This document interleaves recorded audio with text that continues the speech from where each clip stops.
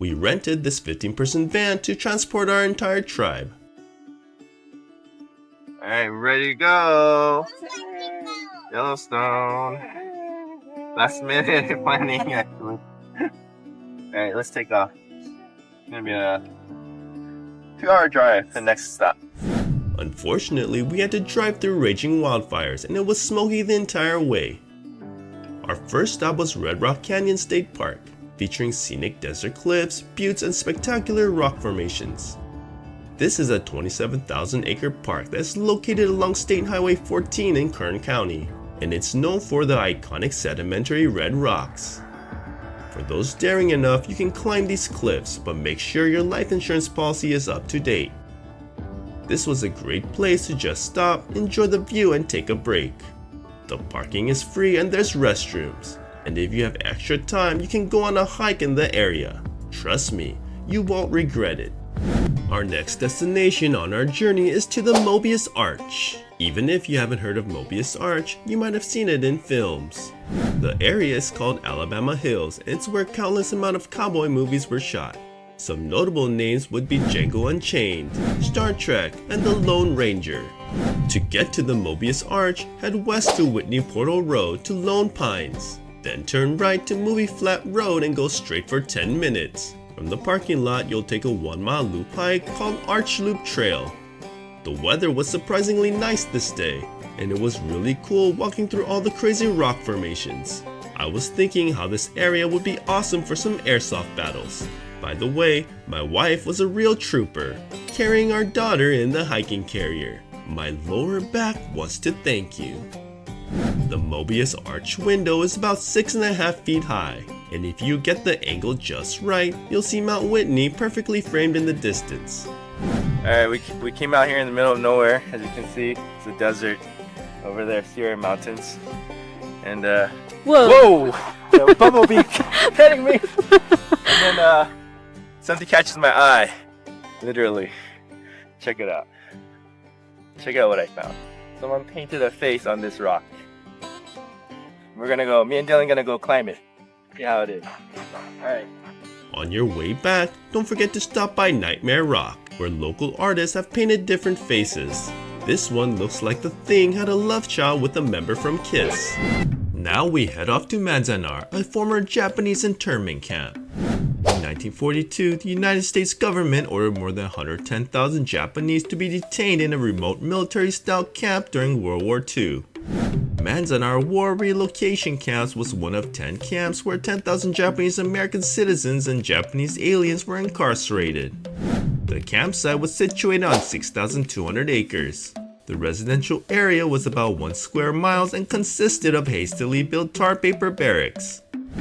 A single family would live in a 20-foot by 25-foot apartment inside the barracks, separated by partitions.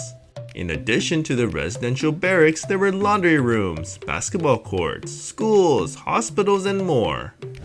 The camp was officially closed on November 21, 1945. Today, the site features a visitor center housed in the former high school auditorium.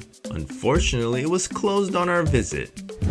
At the cemetery, you can visit the memorial obelisk built by Masons from the camp. 150 people had died and were buried here.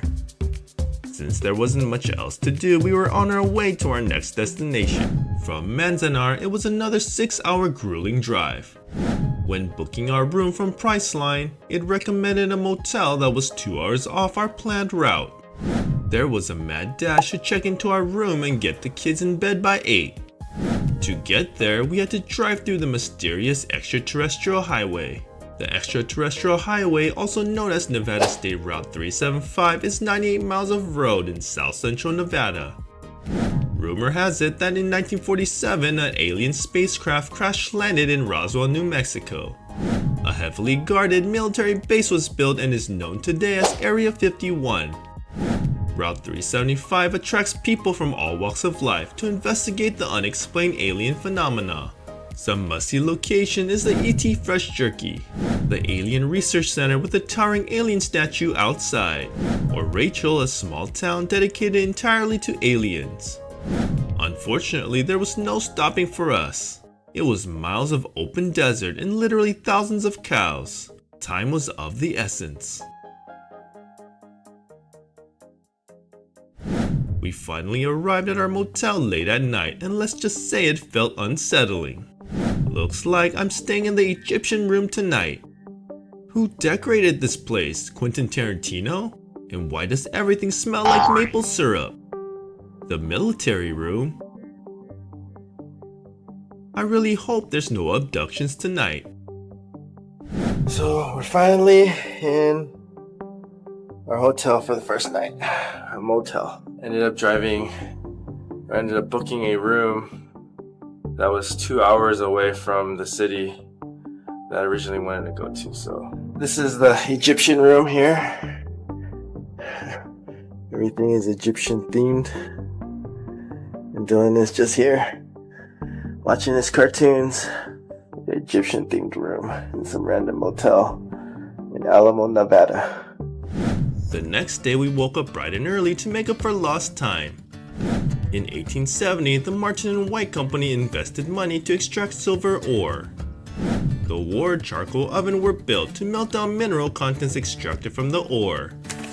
Nearby timber were used to fuel the oven, but operations stopped in 3 short years due to the mines drying up. Although the mining operations have stopped, these charcoal ovens were still used by stagecoach bandits as hideaways.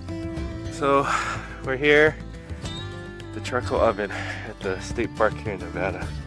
This whole trip we've pretty much been the only ones on the roads, and I guess people aren't really traveling in September. That's maybe when school starts. Wow, these are huge.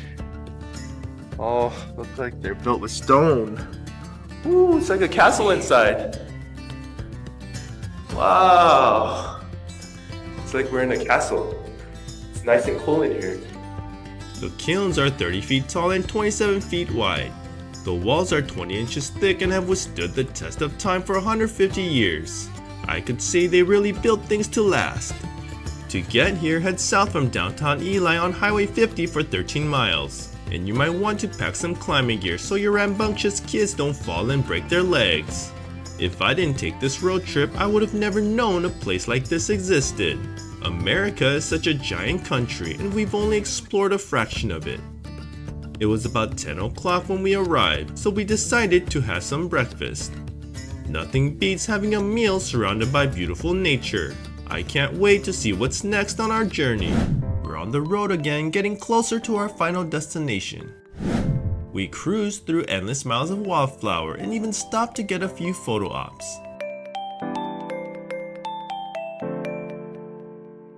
I can't believe how beautiful the drive was. Idaho welcomes us with open arms. The state has a population of 1.7 million people with an area over 83,000 square miles. It makes it the 14th largest state in America. Idaho was an Oregon and Washington territory until it eventually got admitted into the Union on July 3, 1890 as the 43rd state. Although there's a diverse economy, it's best known for its potato crops, which comprises of 1/3 of the nation's yield. We finally rest our weary bodies at Twin Falls. And here's Ellie, playing with mommy's phone. Having fun, Ellie? She's got her shower, her bath. The kids are here watching Pokemon. You're in the basement level of a house. Pretty nice space. Shoshone is the first of several waterfalls we have the pleasure of exploring. Located at the edge of Twin Falls, Shoshone Falls is a natural beauty on Snake River. At 212 feet, it's taller than Niagara and offers a blend of recreation, playgrounds, hiking trails, and more. Well, this is a sign of better things to come. It would only be a few hours' drive to get to Bear World. Bear World is a drive-through wildlife park where you'll be introduced to free-roaming elk, bison, deers, and of course a variety of bears. The park also features rides, petting zoos, and more. Located 5 miles south of Rexburg, Idaho on US Highway 20, it's a can't-miss destination for anyone visiting Yellowstone. We entered through the gift shop, and the first attraction are the loads of bear cubs. I could tell the kids were really excited to see them. We then took some awkward photo ops and got to see the bear cubs feeding. There's also a pond where you can feed the ducks and rainbow trout. Afterwards, we went to the hands-on exhibit. There's a small museum where you can learn all about the animals at the park. This is getting so educational, great for a homeschooling family. Then when you go outside, you'll have various barn animals to pet. These goats were so docile, must be used to all the human company. And then around the corner, we got to interact with an actual deer. This one seems to love licking little children, but it was probably its own way of saying, "Feed me." Don't worry, buddy, there's plenty of pellets to go around. And something I never thought I'd get a chance to do, petting a real-life Bambi. So cute. And don't forget about the free-range chicken with the funny hairdo. Afterwards, we went on some rides. All of these are meant for young children, but adults and older kids can go on them too. This is a great way to end a fun visit to Bear World. We'd love the chance to come back in the future. Now excuse us as we have a blast. Also, watch out for this ride, it'll get you dizzy super fast. It took us 3 days and 2 nights to finally arrive at our cabin in the woods. The journey up was full of beautiful scenery and wonderful sights. There's already signs of fall as we draw near. And now for the moment of truth. This cabin was whimsically decorated and had a large kitchen space. There was a loft that looked down into the living room. And at the basement, there was an entire family room to keep the kids occupied. This beauty features 3 bedrooms and 2.5 baths. And best of all, it has an amazing view of the Palisades Reservoir. The grandfathers of the owners bought this cabin as a retreat, and it's been a labor of love to restore it to its former glory. I mean, look at these kids. They're having an absolute blast and they don't even know it. While we were getting settled, we decided to do a bit of homeschool. Just because we're on vacation doesn't mean it's okay to get dumb. What is that? It's a junior ranger book for Yellowstone. Oh yeah, you're doing the ranger book, yeah. We're just going through it so he knows what to expect tomorrow. Yeah. Why do you Tomorrow think- we're gonna bring that. And afterwards, we took a hike down to the lake. We've been stuck in an urban jungle way too long. I can't believe places like this even exist. Wow. What a beautiful way to end a perfect day. It'll be 2 hours to get to Yellowstone, but to be honest, the drive isn't that bad. Yellowstone was established in March 1st, 1872 and is known to be the first national park in the world. The park is best known for their geothermal features and the most popular one being Old Faithful. If you plan to visit both Yellowstone and Grand Teton, I recommend getting the National Park Annual Pass. This can be purchased online or you can buy it at the park entrance. 287 Camped out North right toward here. Power Substation Road. So they know when it expires. And this person doesn't have her annual pass. She's just paying for it. We finally entered the park and can't wait to see what's in store. It's only been 10 minutes and the drive is spectacular. Everything looks just like how I imagined it would be. The first stop on our list is the West Thumb Geyser Basin, where travelers would historically arrive by stagecoach from Old Faithful. There are convenient boardwalk paths that you can follow. Yellowstone Lake is said to have the shape of a human hand. West Thumb is the largest western bay on that lake. It's also the largest geyser basin on the shore of Yellowstone Lake. While you're exploring, make sure you check out the fishing cone. Visitors to the park used to catch fish and cook it inside the cone by boiling it. Also, go over to the Abyss Pool, named because of its depth and beautiful colors. Ooh, steamy right here. Steamy. So we're out here on the West Thumb of Yellowstone Lake. Walking here on the boardwalk. This is probably, I don't know if you can see, but this is probably the clearest lake I've ever seen in my life. And on this side, we have all the hot springs. You think that water might be warm? Probably. Oh, down here, not the Yeah, that's probably a warm water going on over there. So we're just walking through here. we're gonna make a loop and then on to our next stop, which is gonna be Old Faithful. Watching Old Faithful squirt is the national park tradition and draws people from all over the world. It's one of 500 geysers in Yellowstone and one of 6 that park rangers can accurately predict. Maybe it was just our lucky day, but we got 2 squirts at the same time. Next up will be to visit one of the waterfalls from a place coined the Grand Canyon of Yellowstone. Although not as popular as the lower falls, the upper falls certainly merits a visit.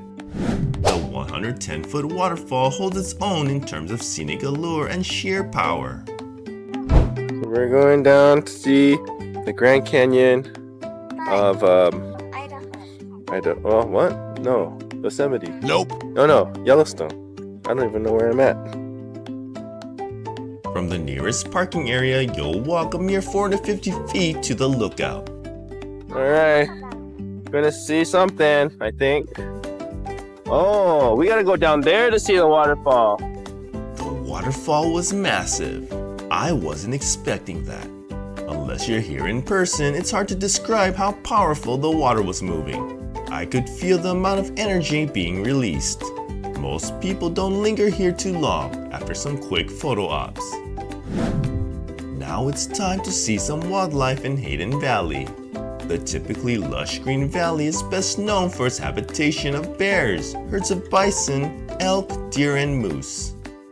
The wildlife viewing is best at dawn or dusk on the 7-mile stretch of road. On the day that we went, we were able to catch some grazing bison. These were one of the few bisons that we were fortunate enough to view. I was kind of hoping for a bigger herd, but beggars can't be choosers. Whoa, humongous. Bring our first bison out here. We got Daredevil out there. Jackson Hole is a valley between the Gros Ventre and the Teton Mountain ranges in the US state of Wyoming. Mountain men and trappers named it Hole as a term for large mountain valley. It spans an area that's 55 miles long and 6 to 13 miles wide. And this is the quaint town of Jackson. The town of Jackson, located in Jackson Hole, has a population of about 10,000. And at the city park, the kids are having a blast.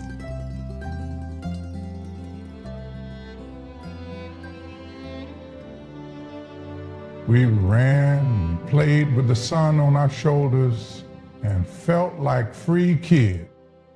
Heck, we could have been riding the swing of one of our own houses. We were the children of God's creation. As for Nolan, he spent that time climbing a ladder with a strange little smile on his face, watching Ellie fall down. Ernest Hemingway once wrote, "The world is a fine place and worth fighting for." You want to see the miracle, son? Be the miracle. Don't let these crab apples pass you by. You know you want some. You know it. I know it.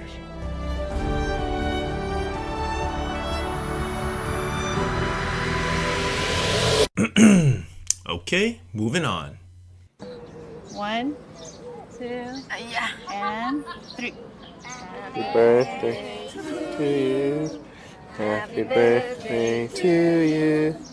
Happy birthday, dear Dada. Happy birthday to you. Yay! Nothing to blow. We played, picked crab apples, and celebrated Dada's birthday. I can't believe we're having a birthday party in the middle of this beautiful town. This life is really a blessing.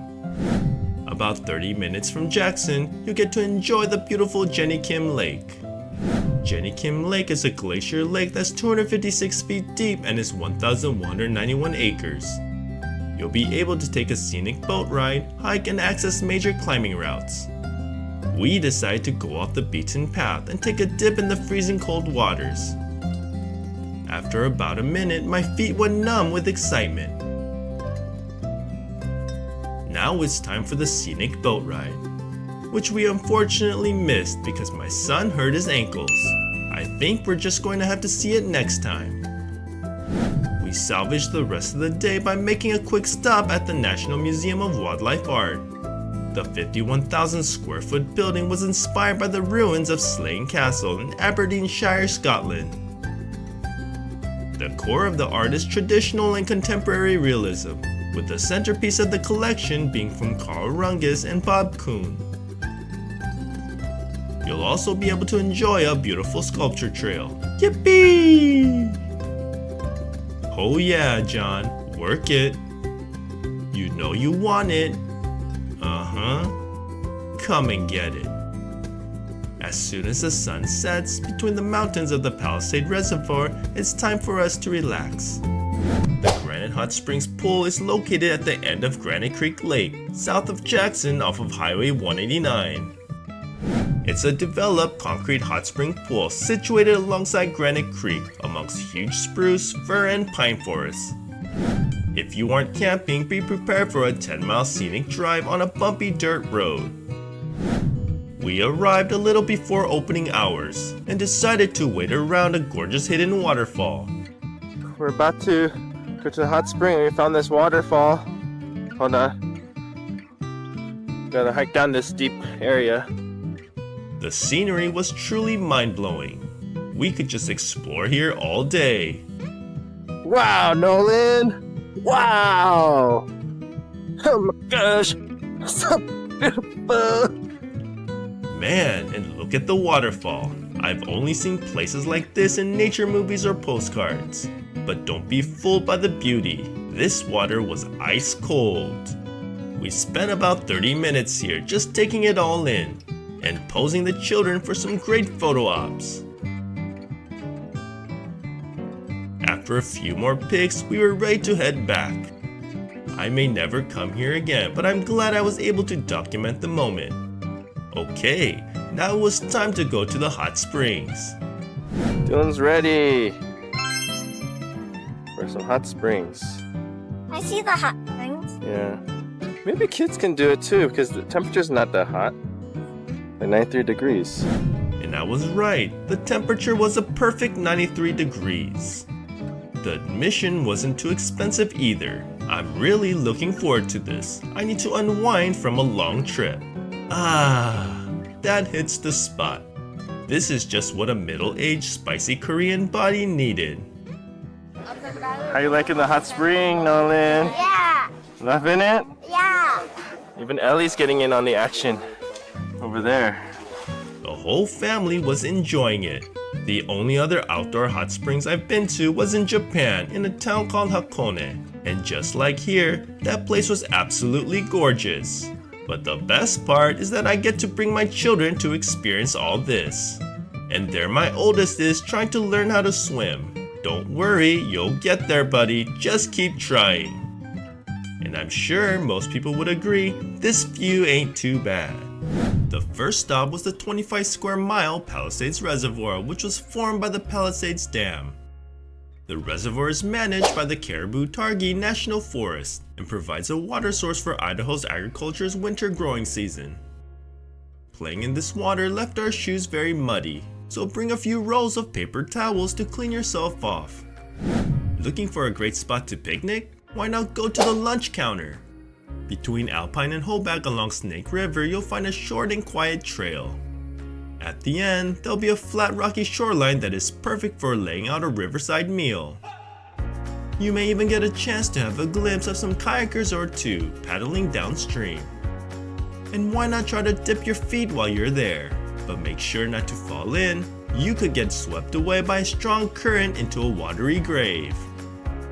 This place was awesome. I can't believe there's barely any people here. A nice hidden gem. This will be our last night in our cabin in the woods. My mother-in-law was preparing our final meal. She was making spring rolls with leftover ingredients.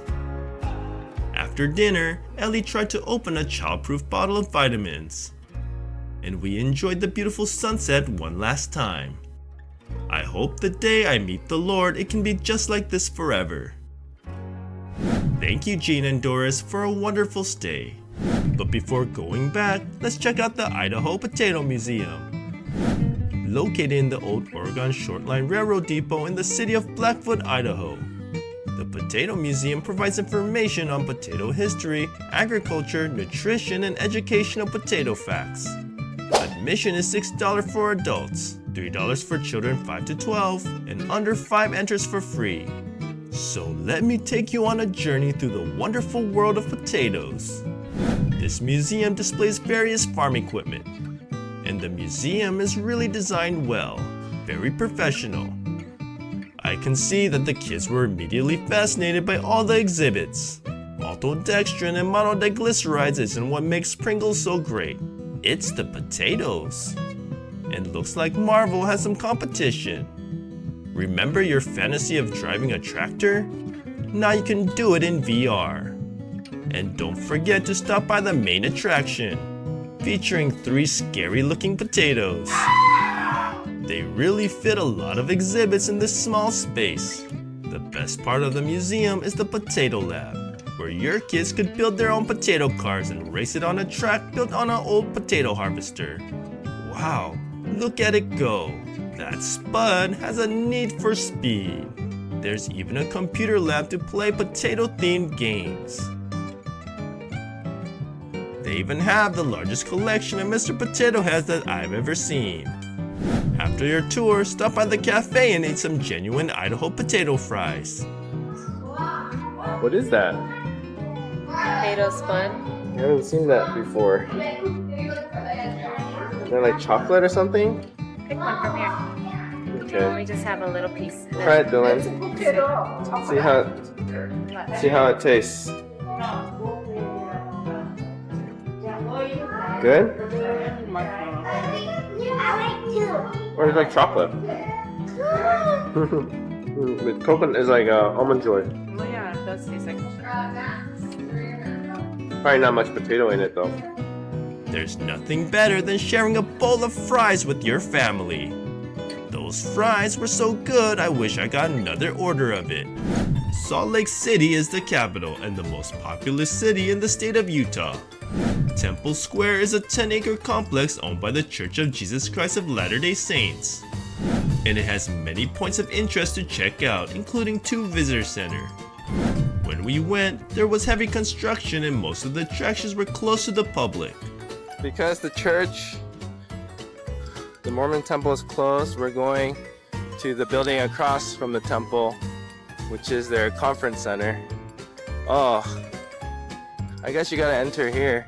Wait, the building is closed? Oh, come on! Oh, event preparation. So nothing's open. Although most everything was closed, we can still walk the grounds of the Assembly Hall. Construction began on the Assembly Hall on August 11, 1877, and the architecture is in the Victorian Gothic style. Wow, there's so much history here. What did you say that was? The Star of Walmart? Yeah. We toured the area for about an hour. But it was apparent that there wasn't much to do but frolic on the Temple Square lawn. These kids are having the best childhood in the world. All I got growing up was the cold blue light of a television screen. By the way, you may want to stop doing that, my son. Did you forget you're allergic to grass? We later checked into our Airbnb, and man, this place was nice. Unpacking. This is like a basement level of the property.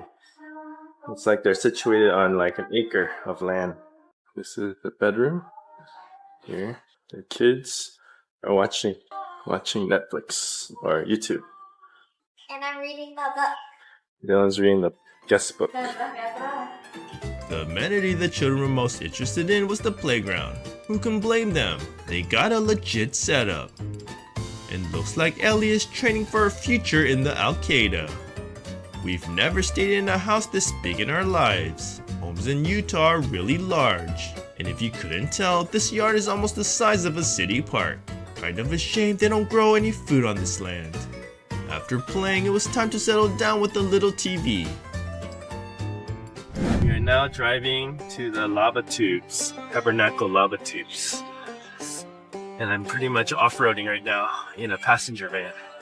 It must be 4-wheel drive though. because I haven't been stuck once. Ooh. It's like a Indiana Jones the ride. From Interstate 15, take exit 158, then drive another 1.8 miles until you hit Lava Tubes Road. Then continue 2.1 miles south. The Meta Lava Tubes are a series of underground passages left by lava flows long ago. But one thing's for sure, it makes a cool area for boys to go climbing. Thank you, God. Parts of the tube have collapsed, making a deep ditch-like corridor with floors of black boulders. Crazy lava tube. Okay, we're gonna go through this. It looks like there's an ending over there. The tubes are fun and they're just minutes away from the Granite Hot Springs. The round trip hike is about 1 mile. In some parts it seemed like the ceiling might cave in, but we got through it safe and sound. We even took the time to collect a few rocks for our souvenirs. Even Nolan braved the treacherous boulders with a little help from Tata and Yeye. Although it was tough, it was well worth exploring. The view outside the tunnels were like an alien landscape. Looked so crazy.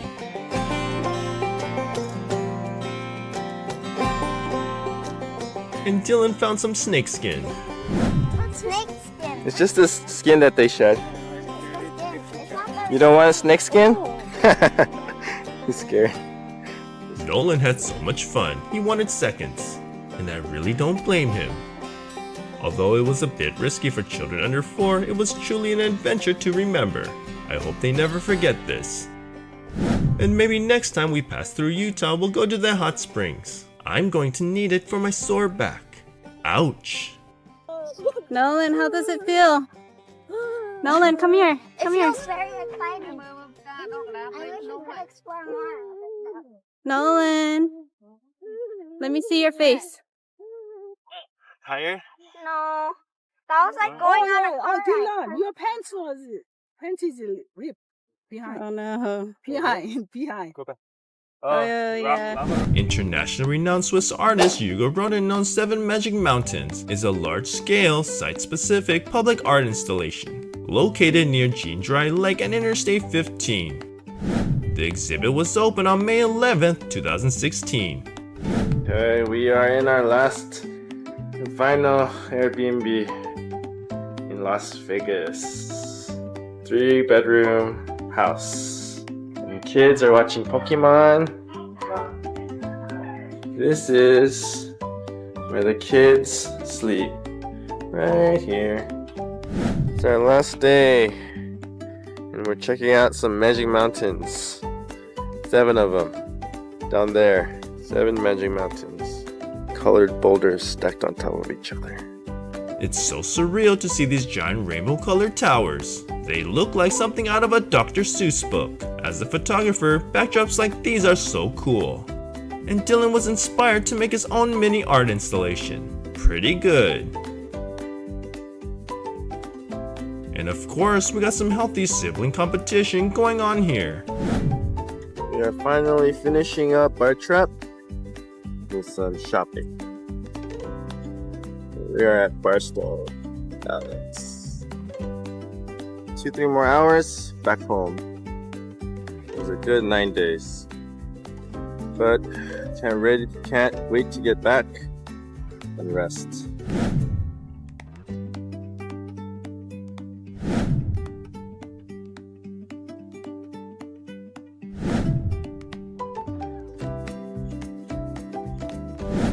So thanks everyone for watching our Yellowstone road trip.